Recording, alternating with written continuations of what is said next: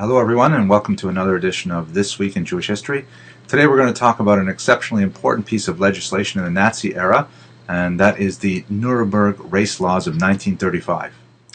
The Nuremberg laws of 1935 were an exceptionally important legislative event in the ultimate unfolding of the Holocaust in Germany.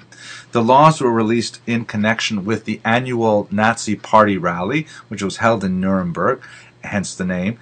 And these rallies were massive rock star-like events where Hitler could organize these huge demonstrations of German unity and purpose, lots of flag waving, lots of coordinating, synchronized activity that indicated the power and might of the German people. At the 1935 rally, a series of legislative initiatives were launched that ultimately had a very deleterious effect on the survival of the Jews in Europe among other peoples. Specifically, laws such as the German laws of blood and honor made all kinds of symbolic declarations, like Jews were no longer allowed to fly the German flag and so on. But perhaps more significantly, the Nazis finally determined the "who is a Jew" question. That is, the Nazis were bent on persecuting Jews, but before one does this, one must first identify who is a Jew. And one must recall that in the beginning of the 20th century, relations between Jews and Germans were actually quite positive, and there was a high degree of intermarriage between Germans and Jews. Many Jews had reached very high levels in German society, particularly in the Weimar Republic that immediately preceded the election of the Nazis in the 1930s.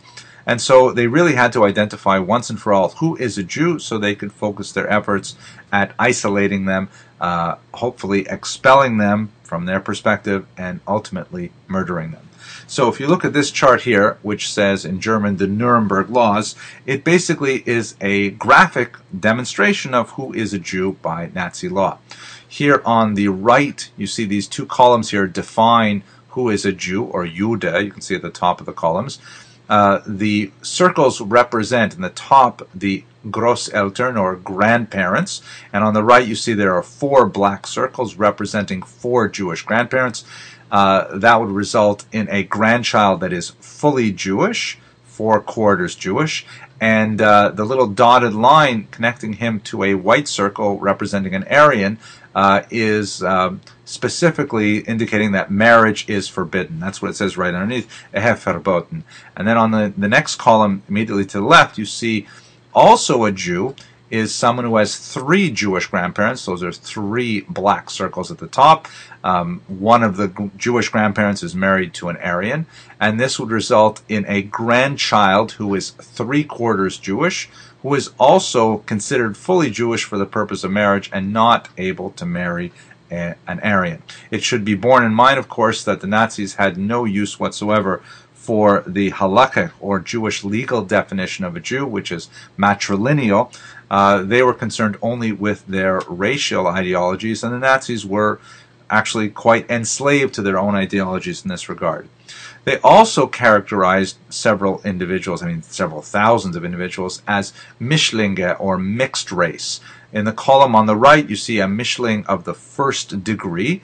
That would be someone who had 2 Jewish grandparents. Either their one parent was completely Jewish, as you see in the small diagram just on the top right, or if both of their pairs of grandparents were intermarried.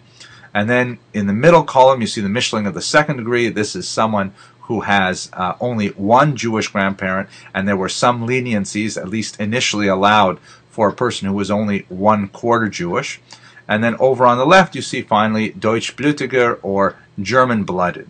And with this chart, the Nazis were able to institute a whole series of measures of persecutions against the Jews. Also in the Nuremberg laws was the so-called crime of Rassenschande, finally placed into law. This is something that Hitler had a very personal paranoia about, that refers to relationships between Jews and non-Jews. The term Rassenschande means race shame. And you can see here in this public humiliation of a mixed couple The Aryan woman on the right is forced to wear a sign in public that says she is certainly the greatest pig because she spends time with Jews, and the man on the right says, I, as a young Jewish man, always, that's underlined, only take German women into my room.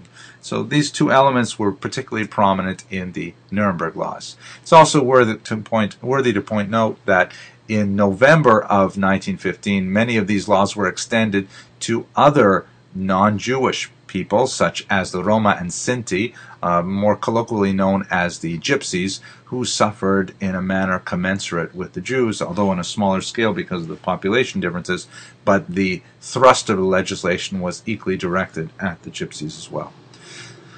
With the Nuremberg legislation, the Nazis were finally able to really embark on a massive scale, social-wide network of persecution, such as you see in this slide here.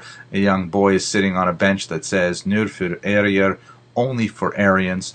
And with this kind of legislation, the Nazis were able to ultimately begin the process of destruction that would result in the Holocaust. Well, that's it. I hope you found this video useful. Please feel free to comment on the website because I'd certainly like to hear from you. And if you found this video instructional or useful, then please forward it to others you think might benefit from it. Thank you very much.